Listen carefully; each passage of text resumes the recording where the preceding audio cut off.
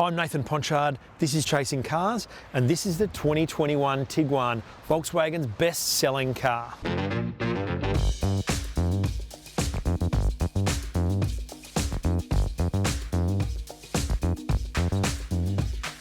What makes the 2021 Tiguan different to the 2019 and 2016 Tiguan?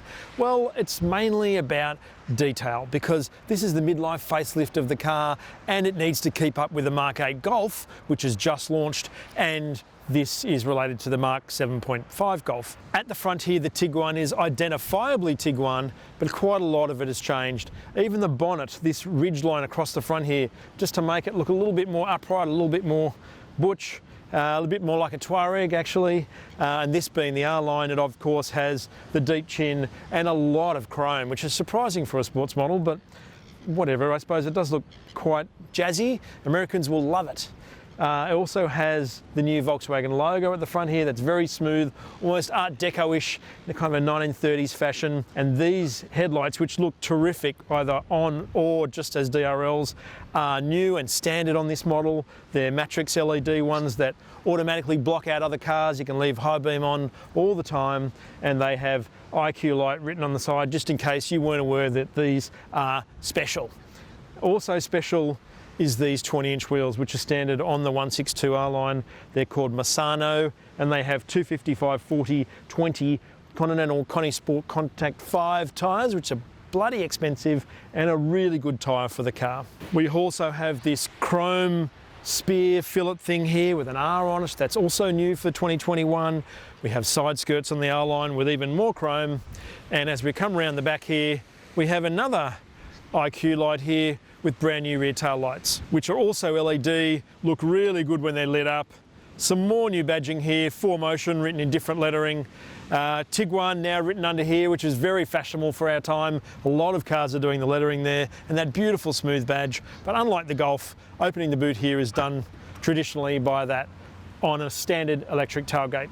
In the Tiguan's boot here, unlike the original Tiguan that was really quite small, this car has 615 litres of boot space. I'm not quite sure where the boot floor needs to be to get that amount, but it does have a dual height floor. So on this level, when you put the seats down, it's flat. The seats are split 40-20-40, so you can have skis go through the middle, or you can take the floor out here, put it in one level lower and have a bit more depth. And underneath here, we have a space saver spare, which is better than nothing. We also have these little pulls here for the backrests, which makes it dead easy to do, and it's really nicely finished, which you'd expect from a Volkswagen. Inside the Tiguan R-Line, it carries over that sort of angular style of the outside, which I must say has actually aged pretty well inside. I kind of thought in 2016 that this might be a little bit sort of not so fashionable in a few years' time, but it actually has stuck with the fashion that people are doing with car design, and so it looks better than it ever has. It probably still doesn't have the smoothness that the Mark 7 Golf had when it launched, but there is still a lot of quality in this car, from the squishiness of the dashboard to the lovely stitching of this new steering wheel. Love this new flush switchgear here, and Volkswagen's new logo, which looks even better set in the airbag boss of this wheel here than it does at the front. This R-Line version is the absolute top spec, so we really do get almost everything standard. Every new Tiguan gets the Digital Cockpit Pro, which is the sort of virtual instruments that you can scroll through here and change and have the navigation there and all that sort of stuff, as debuted on the Audi TT back in 2013, I think. Which is nice. It does add a level of expense to the car. Also new for the 2021 Tiguan is this whole HVAC system down here that's really quite clever. It has this touch sensitive heating and cooling where you can just run your fingers along it and it'll slide. You can press in the middle and it'll instantly select 22. You can press at the end and hold and it'll instantly go to low. And then you can press at the end and high and it'll instantly go to as hot as possible. So it kind of works a little bit like a smartphone, which is intelligent, and as you'd imagine, and the same applies for the fan control in the middle here. It also has the touch sensitive thing on the 9.2-inch touchscreen in the center here in this top model, which is the thing that everyone hated about a Honda. So we'll see how long that takes to get a knob there, but it does have it on the steering wheel here as well, which you can hold quite comfortably and works really well. in among the other controls that work well, it also has the steering heating on the spoke here, which is smart. The seat heating is here on this R-Line version, and the general touchscreen itself has wireless Apple CarPlay and Android Auto in every model. This car has 8 speakers, which is the standard stereo. You can also option a Harman Kardon stereo that has 8 speakers plus a subwoofer and a 480 watt amplifier. So for audiophiles, that's probably the one to go for, but it is packaged with a sound and vision package that also includes a head-up display and a 360-degree surround camera. And while all that stuff is good, it doesn't mean you can't just have the stereo on its own. And I probably should point out that this Tiguan doesn't have wireless charging.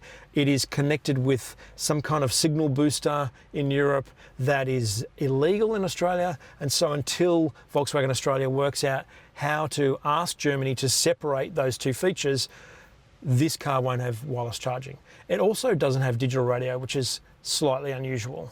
Continuing the connectivity story, we have 2 USB-C ports in the front here, right in front of the little tray that is perfect for wireless charging when it does arrive, and a little 12-volt outlet here. The Tiguan also really aces storage.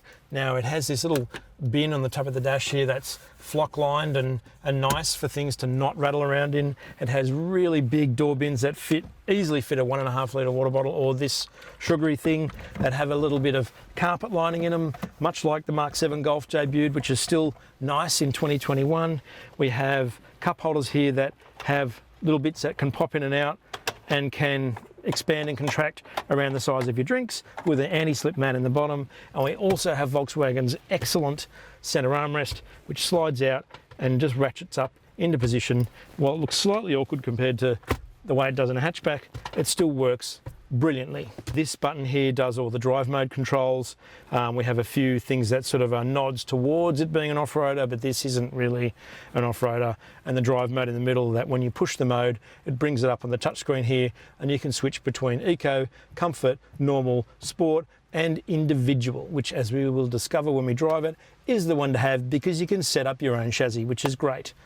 This particular R-Line also has Vienna leather seat trim with embroidery on the seats here. We have 8-way electric front buckets.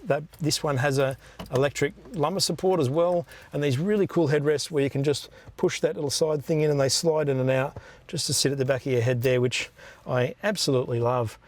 And there's also an enormous storage bin up here. In fact, there's 2 of them. If you option the sunroof, these will go, but it does have 2 little bits there that have got little non-slip mats there, and an even bigger one here that has more stuff for the kiddies in the back. That quality story continues in the back seat of the Tiguan, and this is probably where the Tiguan makes its mark over a regular Golf or a Golf wagon. And that's because it has a whole bunch of little clever features that add to its SUV-ness and make it a really, really good family wagon. Now, right in front of me here, it's straight off the bat, we've got 2 little pockets here for kids' devices, as well as a full map pocket, and that's in both seats. We have digital adjusted climate control here with the temperature controls here and 2 vents, plus we've got 1 USB-C port and 1 12-volt outlet. Continuing the storage, we have again another huge door bin that easily takes a 1.5 litre bottle, is fully carpet lined, has a proper door grip just like the front, all of which are really important for long distance comfort. And the seat itself is excellent. It's really set up high. I've got a terrific view in front of me. It also has 4 aft runners, so it's split 60-40. This one will go all the way from here, if you want to have a baby seat close to your parents, to all the way back. And it has a little tab here for the backrest that goes all the way from that position to that position, which again gives you a huge range of adjustment. The middle seat is pretty comfortable, probably not as good as in a Golf. It does have quite a big center tunnel hump here, but it's not uncomfortable like almost every car I use these days. And it has this huge center armrest here with more cup holders and a little piccolo holder in the middle. So it's actually kind of got 3, which is also unusual. Perfectly level with the door, really, really comfortable. Tons of headroom too, although this one doesn't have a sunroof like I pointed out before. And the footroom and everything is just massive. That seat is set as low as it can possibly go. And I could swim here. And I love that. Over the last 12 months, the medium budget direct customer paid $1,084 to comprehensively insure a new Volkswagen Tiguan. Of course, everybody's situation is different and the premium will vary according to make and model and other things insurers take into account, such as your postcode, driving history, who drives the car and where you garage the car.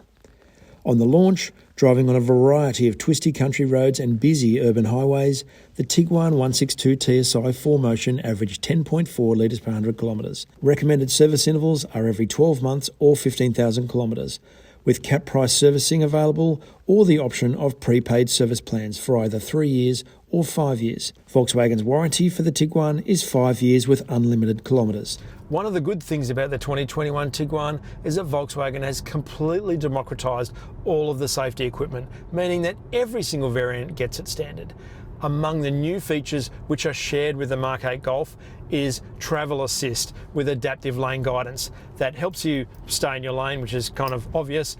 And also, if you're about to crash the car, it has proactive occupant protection, which is kind of like what pre-safe was when it debuted on a Mercedes S-Class sometime in the 2000s, where it will wind up all the windows of the car and grab your seatbelt and yank you into the seat, preparing you just in case something bad happens. It also has adaptive lane assist, which is easily switch offable by pushing the button on the end of the column stalk here, which just brings up a little schematic in the dash there, and you hit OK on the steering wheel to turn it off. But you don't really need to, because it's actually kind of unobtrusive. It really just does a little nudge here and there. It's not one of these kind of slewing, annoying things like it is in, say, the new Hyundai Tucson, although you can just switch it off on its steering wheel as well. Those kind of safety electronics being a pain in the bum will make people not want to be around them, whereas in the Tiguan you can just let it go. The rest of the car is pretty much as it was before, and that means we have, in this case, a 162 kilowatt 350 newton metre 2-litre turbo petrol, which is the engine tune that debuted in the Mark 7 Golf GTI in 2013 and has done a sterling job in every car ever since. Weighing 1,785 kilos, which seems quite a lot, this all-wheel drive Tiguan isn't the fastest thing in the world, but it's not slow either. It has terrific traction. 0 to 100 in 7 seconds is the claim, which is pretty good. The fuel consumption maybe not so special at 8.5, but that's not bad either. I suppose that's the weight working against it. Today's drive here to meet up at the filming location, this car averaged 10.4 litres per 100. That also involved driving through the national park, which, as anyone would know who's ever been to that one in Sydney, it's quite curvy and tends to be not just cruising, even though it's a 60 zone. The rest of the dynamics of the Tiguan are typically excellent. This car in particular has adaptive chassis control, which adds a level of Teflon smoothness to the Tiguan that isn't really there when it doesn't have that feature. It's a little bit brittle because the suspension has to be firmer to be able to accommodate for the fact that the body's taller. So no Tiguan is ever going to be quite as sweet as a standard Golf is going to be. But this one really does a great job of bridging that gap, not only because of the fact that it's wearing 20-inch wheels, and even on 20s this Tiguan R-Line is quite comfortable. I have chosen to drive around in individual mode with everything in normal except for the steering in sport, and the steering in sport is excellent. It's nicely weighted. This R-Line also has progressive steer, which means that it turns in really quickly without being nervous. It adds a level of precision to the dynamics of the car that again transcends the fact that it weighs 1,785 kilos, because that's not light. There's only 2.1 turns lock to lock in the steering, which is again kind of like GTI-ish. And I think that if you did drive this car with finite precision, this 162 TSI Tiguan could be extremely quick. It could be a really quick car point to point. But even if you don't want to drive it like that, it's also still a relaxing car to be in. It has an amazing view around you, yet you feel nicely encapsulated in the car. The driving position is excellent. The road holding is fantastic. Driving out of corners, there's awesome punch from this all-wheel drive system. And yet, as I was saying, all that stuff is not necessarily what the Tiguan's about. You can put it in normal and just drive it around like any Bob or Jane or somewhere in between and enjoy just sort of pottering about in this effortless comfort that this car offers. It's still pretty quiet, albeit not perhaps absolute benchmark in the class, but it's good.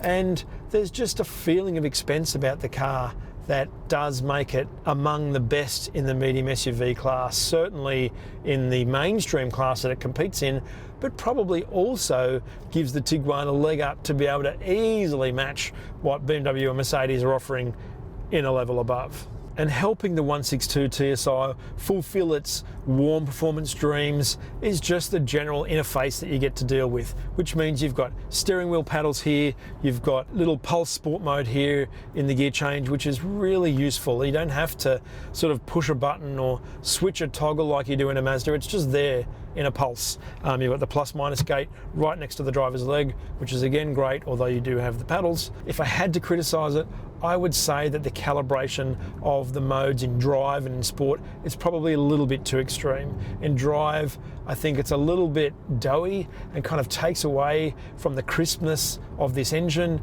and yet in sport, I think it's too oversensitive and it's just a little bit too touchy on the throttle when you just want a little bit extra around town for a bit of gap plugging in lanes. It's just kind of annoying. If only there was a bit more of an in-between, although then there'd be no need for a sport mode or a drive mode, would there? If the sign of how good a car is that it gets better the further you move up the range, then the 2021 Tiguan is a fine example of that.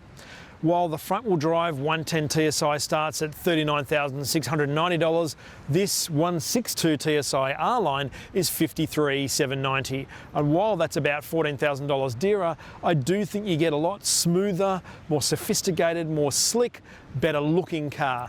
And that's why people buy this car. It kind of takes what was already good about the Tiguan when it launched in the second generation and just adds a bit of texture and a bit of glamour to it.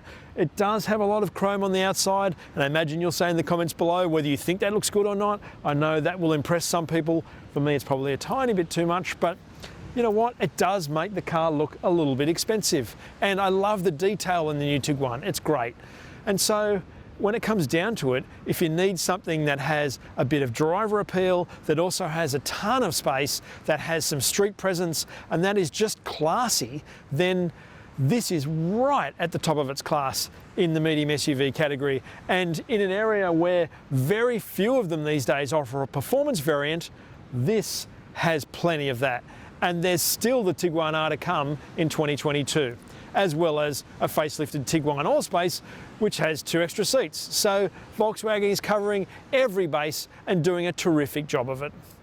If you haven't subscribed, please do so below the video, hit the notification bell and leave a comment on the 2021 Volkswagen Tiguan 162 TSI R-Line or on Chasing Cars.